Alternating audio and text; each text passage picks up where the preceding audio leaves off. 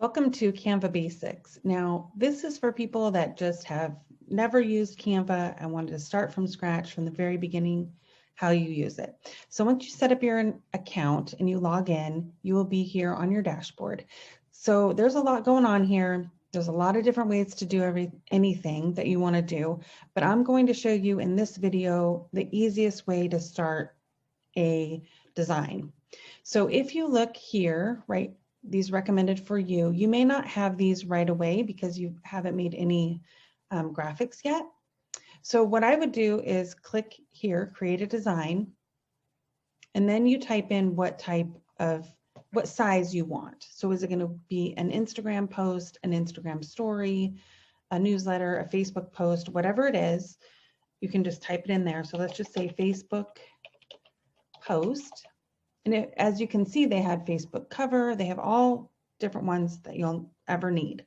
But let's just do a Facebook post. So it gives you all the options here. So let's click on Facebook post. Then it will open up to a blank canvas here.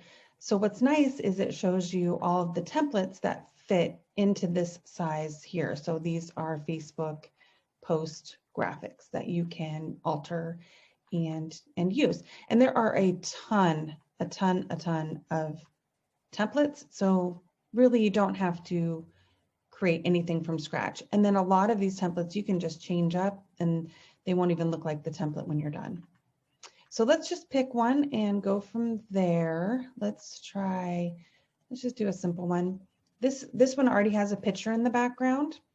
So let's just start with the picture. If you come over on the left here, you'll see templates. That's the tab you're on here to see these templates. It will automatically open up to that. And then you can click on elements here. This is where you'll find different elements you want to put into the picture, which we'll talk about later. Uploads, pictures that you've uploaded that you want to use into Canva, excuse me. So these are all the pictures that I have uploaded. So if I wanted to use one of these pictures that I've uploaded, I would grab it and drop it into the background. You kind of have to wiggle it around a little till you get it right there and it will grab it and put it into the background for you. So the other way to find photo, and you can upload right here, you just click on upload media, then you can upload from your device or from Facebook, wherever you have the picture you want to upload. That is the way that you get any outside picture into Canva. All right, and then you have photos, and with the free version, you do get quite a bit of options for photos, but if you pay the $14.95 a month, you'll get a ton more photos to choose from. So let's just say I wanted to look at pictures of rainbows. I would just type in rainbows, and these are all the pictures that I can use. So if you hover over it, this one says Pro, so this is not a free one. Let's see, this one's a free one. So let's grab this and paste it over here. That's pretty. All right, so then we've got, okay, well, let me just finish up over here. So then you've got text. This is if you wanted to just add more text to your template, you can do that here. They have ones that are ready made. If you just click on it, it'll put it into your design. I'm going to delete it because I want to show you how to work with text before we add more text, but they all have all of these options here for text. And then that's all I wanted to show you on that side. So let's click back over to our design. And if you look up here at the top at the toolbar, this is the background color, but because we have a picture that's taking up the whole background, it doesn't matter what we change it to. And here's the effects. So you can put different effects on this photo. So you can make it photogenic. It's just different effects that you can put on your picture. You can put different filters on your picture as well. And then you can also decide you want it really strong or a little more weak. And then you can adjust the photo here, gives you all of that. And then you can crop the video as well. If it wasn't centered quite right, you can move it back and forth. All right, so as you notice, when I click on the picture, it gives me the options to change the picture. Now, if I click on the text, it'll give me options to change the text.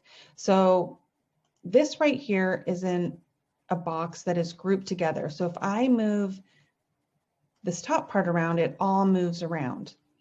This can get a little annoying because sometimes if you have to grab it on the side here to make it bigger, it doesn't always work the way you want if they're grouped together. So what I usually do, if anything is grouped together, unless it's all really lined up, I will come up here and I will ungroup.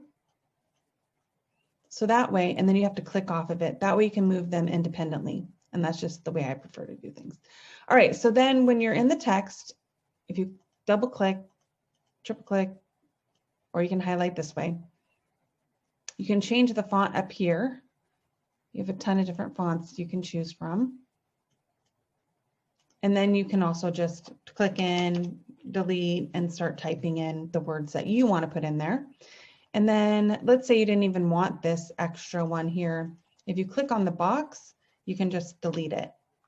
Up here on the corner is the undo in case you just did something you didn't want to undo. And you can keep going back. So you can undo like the last 20 things that you did before you close it out. Once you close it out, you won't be able to undo. All right, so now it's grouped together again. So I'm going to come up here to the ellipses, ungroup. They're independent. Now I can move them around. You can change the color by, if you're just in here, you don't have to highlight. If you click up here to the color, then you can change the color to whatever you want. Now, if you wanted just one word changed, just one word a different color, you would have to click on it, highlight it, excuse me, and then you can make that one a different color. You can also do that with the font if you want just that one. Well, I think sometimes the font is kind of connected. I think if I put enter, I should be able to change just this font. But sometimes it does stick it together and you can't change one word and make it a different font. So what you could do is I would just take it out of this one, make a new text box. So let's just put in random text here and paste the word. Well, we can put the word day here. Then you can make that a different font if you wanted to. So here's the box that goes around this font, and it's pretty big. So you can grab it and make it shorter, but this will affect when you start to type. So if you type in, I hope you have a great day, it will automatically fit it into this width. So if you want it to be wider, you have to grab and make it wider. So that can get a little tricky when you're trying to get text to look exactly the way you want. Now, also when you're in here with the text, you see how this line and this line are so far apart? If you go up here to spacing, this is where you can change the line spacing or the letter spacing if you want it to be really wide or close together. This will help you fit it into spots as well.